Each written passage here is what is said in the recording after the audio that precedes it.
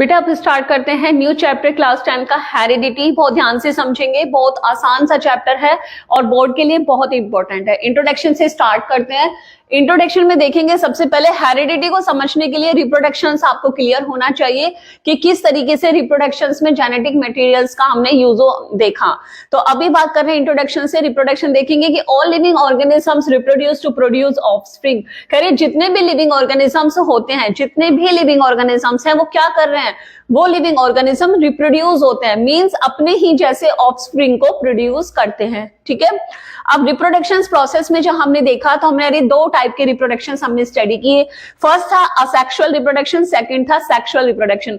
Asexual reproduction क्या था, जिसमें न्यू ऑफस्प्रिंग जो प्रोड्यूस होते हैं वो ऑलमोस्ट कैसे दिखाई देते हैं, आइडेंटिकल दिखाई देते हैं अपने ही पेरेंट्स के। ठीक है, ये look almost identical to their parents and very little variations. यानी असेक्सुअल रिप्रोडक्शंस में क्योंकि एक सिंगल पेरेंट्स ही इन्वॉल्व था, इसमें कोई फ्यूजन ऑफ गैमेट्स या जेनेटिक मटेरियल की कोई मिक्सिंग यहाँ पे नहीं हो रही थी, तो कोई भी रीअरेंजमेंट ऑफ जेनेटिक मटेरियल हमने नहीं देखा, जिसकी वजह से कोई भी वेरिएशंस या चेंजेस उसमें डेवलप नहीं हुए। इसी वजह से जो न्यू ऑफस्प्रिंग प्रोड्यूस हुआ वो आइडेंटिकल था, बिल्कुल सिमिलर था, अपने पेरेंट्स के जैसा ही था। लेकिन अगर दूसरी तरफ हम बात करते हैं सेक्सुअल रिप्रोडक्शंस की, तो सेक्सुअल रिप्रोडक्शंस में हमने देखा कि टू पेरेंट्स इन्वॉल्व थे, टू पेरेंट्स के टू गैमेट्स का फ्यूजन हुआ। टू गैमेट्स के फ्यूजन का मतलब है कि टू डिफरेंट जेनेटिक मटेरियल्स वहां पे फ्यूज हुए और एक नए कॉम्बिनेशंस बने, जिसकी वजह से काफी वेरिएशंस हमें इसमें देखने को मिलती हैं। तो सेक्सुअल रिप्रोडक्शंस हुआ जिसमें टू पेरेंट्स इन्वॉल्व हैं, one is male second is female, and यहाँ पे जो ऑफस्प्रिंग बनता है वो वेरिएशंस को शो करता है। ठीक है, अब बात करते हैं इसी वेरिएशंस को थोड़ा सा डिटेल में देखेंगे। क्या कह रहे हैं, the small differences seen among the individuals of the same species. एक ही जाति के लोगों के बीच में जो डिफरेंसेस हमें देखने को मिलते हैं, जो चेंजेस हमें देखने को मिलते हैं, उन्हीं डिफरेंसेस को हम वेरिएशंस कहते हैं। ठीक है, जैसे कि अभी हम बात करते हैं प्लांट्स की कि इन fields are similar but not exactly same. अगर आप किसी भी प्लांट्स जैसे कि शुगर केन के फील्ड में जाते हैं तो सारे के सारे शुगर केन आपको सेम एक जैसे ही दिखाई दे रहे हैं, लेकिन क्या वो जेनेटिकली आइडेंटिकल सिमिलर हैं? बिल्कुल नहीं। ठीक है, अगर आप बात करते हैं childrens resembles parents but are not identical. बच्चे अपने पेरेंट्स के जैसे ही दिखते हैं लेकिन वो हूबहू अपने पेरेंट्स के जैसे नहीं होते। ठीक है, तो ये जो डिफरेंसेस थे, ये जो चेंजेस हैं कि वो वैसे ही हैं लेकिन बिल्कुल वैसे ही नहीं है, तो ये जो डिफरेंसेस होता है इसी को हम कहते हैं क्या, वेरिएशंस। ठीक है, क्या वेरिएशंस होना इंपॉर्टेंट है? क्या वेरिएशंस होंगी तो इससे कोई बेनिफिट होता है? पढ़ेंगे इंपॉर्टेंस ऑफ वेरिएशंस में कि it helps organism survive in changing environmental basis of evolution. Means evolution क्या है? इवोल्यूशन का मतलब है कि जब स्पीसीज हर एक स्पीशीज में जनरेशन टू जनरेशन जो चेंजेस यानी ग्रेजुअल चेंजेस आते हैं, इन्हीं को हमने वेरिएशंस कहा। और एक after long period of time जब आप देखते हैं तो वो चेंजेस क्या होता है, एक्यूमुलेट होते चले जाते हैं, न्यू वेरिएशंस आ रही हैं और पिछली एक्यूमुलेट होती चली जा रही है। तो इससे क्या होता है कि काफी लंबे समय, बहुत बड़ी एक जनरेशन के बाद जब आप कंपेयर करेंगे फाइनल जनरेशन का प्रीवियस जनरेशन से, तो इसमें काफी बड़ा डिफरेंस आपको देखने को मिलता है, जिससे लगता है कि एक न्यू स्पीशीज ही वहां पे फॉर्म्ड हुई है। अब बात कर रहे हैं यहाँ पे चेंजेस की, एनवायरमेंटल चेंजेस की। तो बेटा यहाँ पे इसको ऐसे समझेंगे कि सपोज कीजिए कि जो न्यू जनरेशन प्रोड्यूस हो रही है, जो न्यू ऑफस्प्रिंग प्रोड्यूस हो रहे हैं, अगर वो बिल्कुल एग्जैक्टली अपने सेम पेरेंट्स के जैसे हैं, आइडेंटिकल हैं, उनमें कोई चेंजेस या वेरिएशंस नहीं आ रहा है, तो क्या हर जनरेशन के बाद जब वो इस एनवायरनमेंट में आते हैं तो क्या ये एनवायरनमेंट बिल्कुल वैसा ही है जैसा कि पिछली जनरेशंस के लिए था? नहीं, एनवायरनमेंटल चेंजेस होते रहते हैं, कॉम्प्लेक्स होता चला जाता है। तो यहाँ पे जो नया एनवायरनमेंट बन रहा है उसमें अगर कोई चेंजेस ऑफस्प्रिंग में नहीं होता तो वहां पे वो सरवाइव भी नहीं कर पाएगा। जैसे जैसे एनवायरनमेंटल चेंजेस बढ़ रहे हैं तो वैसे ही स्पीशीज को भी इवोल्यूट होना पड़ता है, और इवोल्यूट तभी हो पाता है जब उसमें वेरिएशंस आती हैं। ठीक है, तो यहाँ पे इंपॉर्टेंस बताई गई है कि किसी भी स्पीशीज के इवोल्यूशन के लिए क्या होना जरूरी है, न्यू ऑफस्प्रिंग में वेरिएशंस का होना बहुत ज्यादा जरूरी होता है, क्योंकि वेरिएशंस ही होती हैं जो किसी न्यू ऑर्गेनिज्म को चेंजिंग एनवायरनमेंट में सर्वाइवल के लायक बनाती हैं। ठीक है, इसके बाद हम देखेंगे इवोल्यूशन, क्योंकि अभी हमने देखा कि स्पीशीज इवोल्यूट हुई है। अब ये इवोल्यूशन क्या है, अभी आपको बताया कि gradual development of organisms over time, एक बहुत लंबे समय के बाद अगर हम कंपेयर करें एक फाइनल जनरेशन का बहुत पिछली जनरेशन से, तो इसमें बहुत मेजर डिफरेंसेस हमें देखने को मिलते हैं। दोनों लगते हैं कि दोनों एक स्पीशीज से बिलोंग करते ही नहीं है, ठीक है। तो ये किसकी वजह से हुआ? वेरिएशंस की वजह से, क्योंकि हर बार जनरेशन में थोड़े थोड़े चेंजेस आते हैं जिन्हें वेरिएशंस कहा। ये वेरिएशंस उसमें एक्यूमुलेट होते चले गए और जो स्पीशीज थी वो इवोल्यूट होती चली गई और एक नई ही स्पीशीज का इवोल्यूशन वहां पे हो गया है। तो क्या है evolution? Evolution is a gradual यानी धीरे धीरे होने वाले डेवलपमेंट या changes of organisms over time. एक बहुत लंबे समय के बाद बहुत ज्यादा चेंजेस जब आ जाते हैं और वो स्पीशीज डेवलप हो जाती है, इसी को हम इवोल्यूशन कहते हैं। Life started about 3.6 billions years ago and simple organisms to complex organism. जैसे कि यहाँ पे एक एग्जांपल के तौर पे समझाया है कि हमारे अर्थ पर 3.6 बिलियन ईयर एगो पहले ही क्या हो चुका था? लाइफ स्टार्ट हो चुकी थी। लेकिन क्या वो लाइफ बिल्कुल ऐसी थी जैसे कि आज का लिविंग ऑर्गेनिज्म है? बिल्कुल नहीं। वहां पे जो लाइफ स्टार्ट हुई वो बहुत ही प्रिमिटिव, बहुत ही सिंपल टाइप की थी। और आज इतने साल के बाद आज इसमें कितनी बायोडाइवर्सिटी हमें देखने को मिलते हैं, कितनी wide variety of the plants, कितनी wide variety of the animals हमें यहाँ पे कॉम्प्लेक्स कंडीशंस में देखने को मिलते हैं। तो ये सब है इवोल्यूट, यानी जो स्पीसीज फॉर्म्ड हुई वो धीरे धीरे करके इवोल्यूट हुई। तो इसी को हम कहते हैं क्या? इवोल्यूशन। बेटा अब समझते हैं हेरिडिटी को। हेरिडिटी क्या है? हेरिडिटी का मतलब है कि पेरेंट्स के कैरेक्टर का उनके जनरेशंस में ट्रांसफर हो जाना ही हेरिडिटी होता है। यानी पासिंग ऑफ ट्रेट्स, किसका पास होना? ट्रेट्स का, यानी कैरेक्टर्स का पास होना, ट्रांसफर होना फ्रॉम पेरेंट्स टू ऑफस्प्रिंग, ठीक है। किसी भी पेरेंट्स के कैरेक्टर का उसके बच्चों में ट्रांसफर होना ही क्या होता है? हेरिडिटी कहलाता है। जैसे कि अगर हम एग्जांपल्स की बात करें, जो चाइल्ड होते हैं उनकी जो बेसिक फीचर्स है, लाइक उनके स्किन कलर क्या है, उनके हेयर्स क्या स्टाइल क्या है, हेयर टेक्सचर क्या है, या फिर उनके आईज का क्या कलर है, तो ये बेसिकली ये वो हाइट क्या है बच्चे की, तो ये ऐसे कैरेक्टर्स होते हैं जो किससे मैच करते हैं? उनके पेरेंट्स से ही ज्यादातर मैच करते हैं, ठीक है। तो ये कैरेक्टर्स बच्चों में कहां से आए? उनके पेरेंट्स से आए, तो with the help of heredity, ठीक है। तो why do we resemble parents? इसके लिए कहा है कि because traits are passed through genes, genes are present in gametes, sperms and eggs. During fertilization, sperms and eggs fuse together, they form zygote and zygote divide rapidly into a new organism.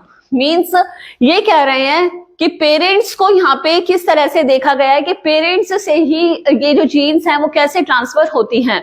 तो बताया गया है कि कोई भी child, यानी child का जो फॉर्मेशन है वो किससे हुआ? एक सिंगल सेल जाइगोट से फॉर्म्ड हुआ, ठीक है। ये जाइगोट कहां से आया? जब पेरेंट्स से स्पर्म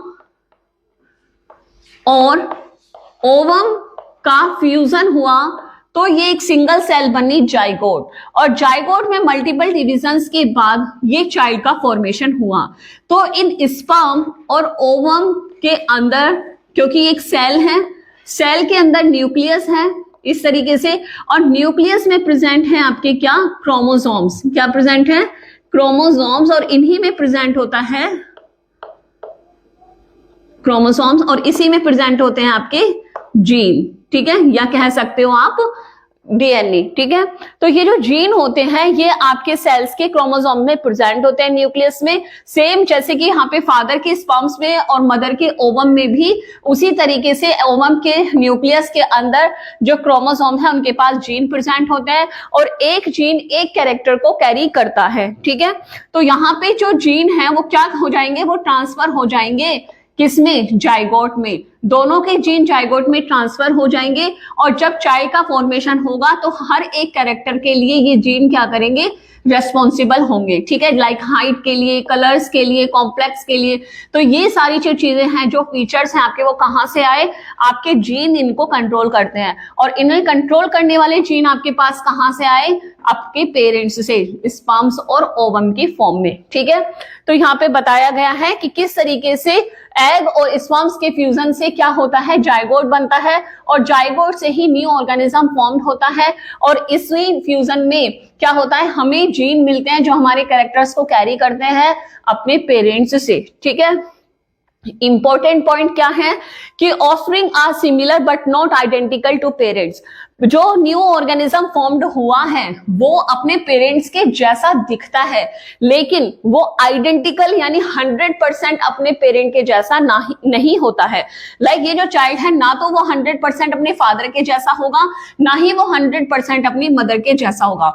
क्यों नहीं होगा? क्योंकि इसके अंदर जो 46 क्रोमोसोम्स हैं, इन 46 क्रोमोसोम्स में से 23 इसमें फादर के हैं और 23 इसमें मदर के हैं। ठीक है, तो ये 100% किसी के भी जैसा आइडेंटिकल यहाँ पे नहीं होता है, उनके जैसा दिखता है, उनके जैसे कैरेक्टर्स इसके पास है, लेकिन वो 100% आइडेंटिकल नहीं होता है। ठीक है, अब एग्जांपल्स ऑफ हेरिडिटी की अगर हम बात करें तो हेरिडिटी जो आपको सबसे इजीली आप देख सकते हो कि humans give birth to humans and wheat plants produce wheat plants, यानी जो भी स्पीशीज है वो अपने ही जैसे इंडिविजुअल्स को फॉर्म्ड करती है। क्यों करती है?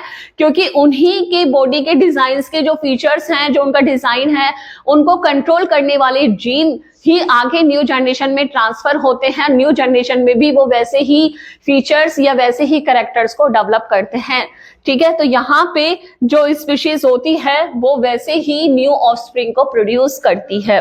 तो this ensures continuity of species. तो हम कह सकते हैं कि हेरिडिटी ही वो प्रोसेस है जिसकी वजह से क्या होता है, हेरिडिटी की हेल्प से हमें किसी भी स्पीशीज की कंटिन्यूटी एंश्योर होती है। अब बात कर लेते हैं बेटा एक्यूमुलेशन। एक्यूमुलेशन क्या होता है कि जो वेरिएशंस फर्स्ट जनरेशन में हुई, अब फर्स्ट जनरेशन रिप्रोड्यूस करके सेकंड जनरेशन को लाएगी, तो जो चेंजेस फर्स्ट जनरेशन में आए वो भी ट्रांसफर होंगे और न्यू जो ऑर्गेनिज्म या जनरेशन यहाँ पे प्रोड्यूस हुई है सेकंड जनरेशन, उसमें अपने भी कुछ चेंजेस होते हैं। ठीक है, तो यहाँ पे क्या हो गया, डबल वेरिएशंस हो गई, एक पिछले वाली और एक नई वाली। ठीक है, तो इसी तरीके से क्या होता है, generation to generation new generation आती रहती है और पिछली वाली वेरिएशंस भी उसमें एड ऑन होती चली जाती है और नई जनरेशंस भी बनती चली जाती है। इसी को हम एक्यूमुलेशन ऑफ वेरिएशंस कहते हैं। अब ये कह रहे हैं कि देखो वेरिएशंस जो हैं, चाहे रिप्रोडक्शन असेक्सुअल हो रहा है चाहे वो सेक्सुअल हो रहा है, वेरिएशन दोनों में होंगी, क्योंकि अगर कोई ऑर्गेनिज्म सिमिलर भी बन रहा है तो भी वो हेरिडिटी से ही ट्रांसफर हो रही है चीजें, और जो डिफरेंसेस आ रहे हैं वेरिएशंस वो भी हेरिडिटी की ही वजह से ट्रांसफर हो रही है चीजें। ठीक है, तो लेकिन इनमें क्या होता है कि जब जेनेटिक इंफॉर्मेशन ट्रांसफर होती है तो उसमें कहीं ना कहीं कोई ना कोई चेंजेस आ ही जाता है जो वेरिएशंस को कॉज करता है। तो इसीलिए बोला जा रहा है कि एक्यूमुलेशंस क्या है। सबसे पहले देखो हेरिडिटी क्या है। तो हेरिडिटी अभी आपको बताया कि heredity is the transmission of characters from generation parents to offspring. हमने हेरिडिटी में देखा कि भाई हमारे पेरेंट्स के जो कैरेक्टर्स हैं वो ही ट्रांसफर हो रहे हैं किसमें, न्यू ऑफस्प्रिंग में। तो हम इसको क्या कहेंगे, हेरिडिटी। अब इसमें इन्वॉल्व क्या क्या हो रहा है, इसमें इंक्लूड हो रहा है कि चाहे तो सिमिलरिटीज है, यानी सेम बॉडी डिजाइन भी ट्रांसफर हो रहा है तो भी हेरिडिटी हो रही है, और वेरिएशंस यानी कुछ माइनर चेंजेस जा रहे हैं तो भी क्या हो रही है, वेरिएशंस हो रही है। तो वेरिएशन दोनों कंडीशन में होती है, चाहे वो एसेक्सुअली रिप्रोड्यूस हो रहा है चाहे वो सेक्सुअली हो रहा है। इसको देखते हैं कि वेरिएशंस इन रिप्रोडक्शन, किस रिप्रोडक्शन में वेरिएशंस होंगी, क्या सेक्सुअल में होंगी या असेक्सुअल में होंगी। तो बेटा दोनों में ही वेरिएशंस होती हैं।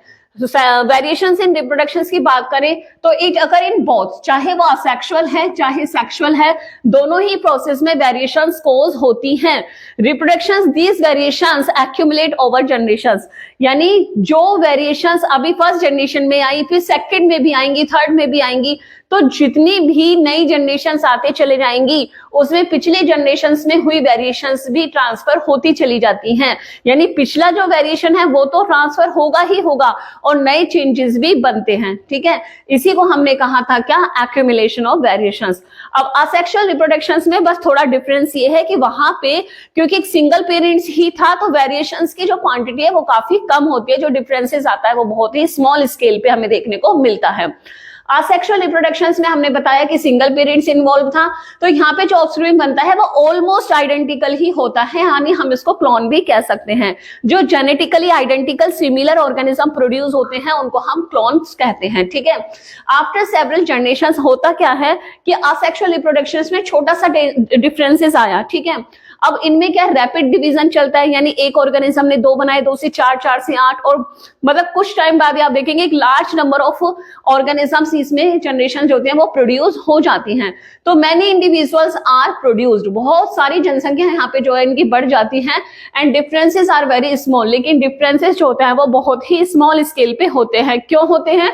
क्योंकि इसमें सिर्फ सिंगल पेरेंट्स इन्वॉल्व था, कोई जेनेटिक वेरिएशंस यहाँ पे ज्यादा नहीं हुई, क्योंकि यहाँ पे कोई भी जेनेटिक मटेरियल की मिक्सिंग नहीं हो पा रही थी। रीजन है due to the small error in DNA copy.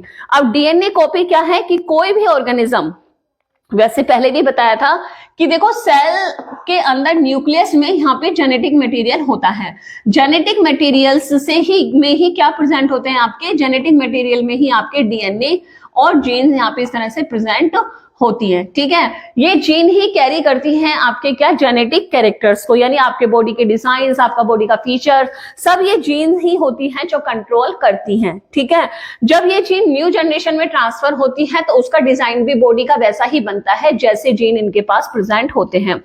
अब ये जो प्रोसेस है पूरा कि ये जो डीएनए है ये कॉपी करके अपने ही जैसे 2 नए डीएनए बना लेता है, इसको हम डीएनए कॉपी कहते हैं। तो डीएनए कॉपी एक बहुत ही ज्यादा कॉम्प्लेक्स प्रोसेस होता है और ये 100% एक्यूरेट नहीं हो पाता।